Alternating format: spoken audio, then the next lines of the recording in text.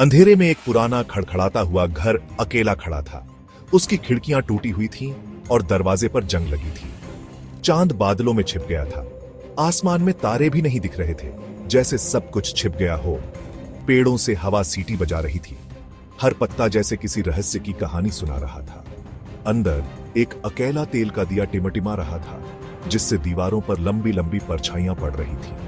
वो परछाइयां जैसे किसी भूत की तरह हिल रही थी। प्रिया लंबे काले बालों वाली एक जवान औरत दिए के पास बैठी थी। वो अकेली थी। उसकी आंखों में एक अजीब सी उदासी थी। वो एक किताब पियाच रही थी। ध्यान लगाकर उसकी भौहें सिकुड़ी हुई थीं।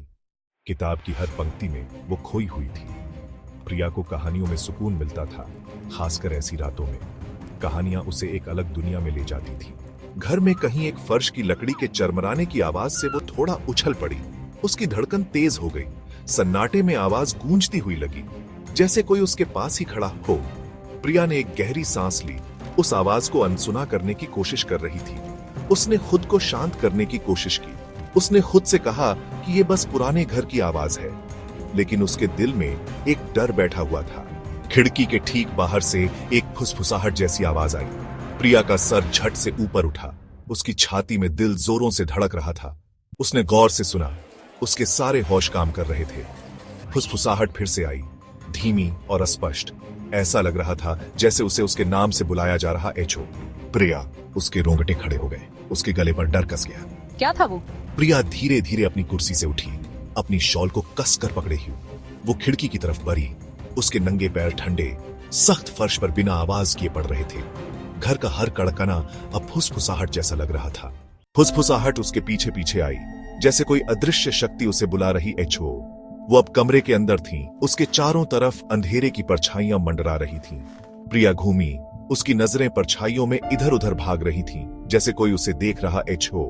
उसने अपनी गर्दन के पिछले हिस्से पर एक ठंडी सांस महसूस की, जैसे किसी ने उसे छुआ हो। उसकी नजरें दीवार पर लगे पुराने सजे हुए शीशे पर पड़ी, जो बहुत ही रहस्यमयी लग रहा था। शीशा एक खानदानी चीज थी।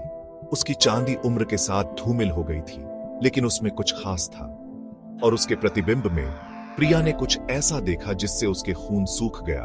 उसकी आत्मा कांप उठी। नहीं, ये नहीं हो सकता। ये कैसे हो सकता है?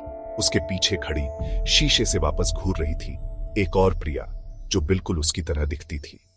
वही लंबे काले बाल, वही डरी हुई आंखें, जैसे उसकी परछाई। एचो। लेकिन प्रतिबिंब के होठों पर एक खौफनाक मुस्कान थी, और उसकी आंखें मंद रोशनी में लाल चमक रही थीं, जैसे कोई दानव हो। प्रिया, क्या तुम मुझे सुन सकती हो?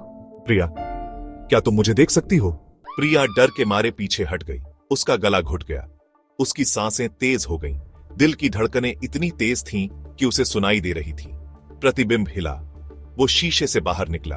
उसकी लंबी पतली उंगलियां शीशे पर रेंग रही थीं। जैसे ही उंगलियां बाहर आईं, प्रिया का दिल और तेजी से धड़कने लगा। नहीं, प्लीज। उसकी आवाज कांप रही थी, जैसे किसी ने उसकी आत्मा को जकड़ लिया हो। वो चीखना चाहती थी, लेकिन कोई आवाज नहीं निकली। उसकी चीखें उसके गले में ही घुट गईं। प्रिया अपनी जगह पर जम गई। उसकी आंखें शीशे में भयानक छवि पर टिकी हुई थीं। उसकी टांगें कांप रही थीं, लेकिन वो हिल नहीं पा रही थी। प्रतिबिंब अब हंस रहा था, एक ऊंची खौफनाक आवाज। उसकी हंसी कमरे में गूंज रही थी, जैसे किसी ने उसे चारों ओर से घेर लिया। एचो। प्रिया का प्रतिबिंब अब लगभग पूरी तरह से शीशे से बाहर था। वो बिल्कुल उसके जैसा दिख रहा था, सिवाय दुष्ट मुस्कुराहट और चमकती लाल आंखों के। उसकी आंखों में एक अजीब सी चमक थी, जो प्रिया को और भी डरावनी लग रही थी। और फिर आखिरी कान फाड़ देने वाली चीख के साथ प्रतिबिंब ने प्रिया को शीशे में खींच लिया, उसे अंदर फंसा लिया। प्रिया ने खुद को बचाने की पूरी कोशिश की, लेकिन वो असफल रही। कमरा फिर से शांत हो गया। केवल पुराने घर के चरमराने की आवाज आ रही थी। हर चीज जैसे पहले की तरह सामान्य हो गई थी। लेकिन अब दो प्रिया शीशे के अंदर फंस गई थीं। एक निराशा में बाहर देख रही थी, दूसरी एक भयावह मुस्कान के साथ। दोनों के बीच एक अजीब सा संघर्ष चल रहा था। कोई भी बच नहीं सका। S3 media group. Dark room with eerie laughter, shadowy figure laughing in darkness at its stock at a distribute_equally. प्रिया, उसकी आवाज में एक अजीब सी गूंज थी, जैसे किसी गहरे कुएं से आ रही हो। प्रिया, उसकी आवाज में एक अजीब सी गूंज थी, जैसे किसी गहरे कुएं से आ रही है चो।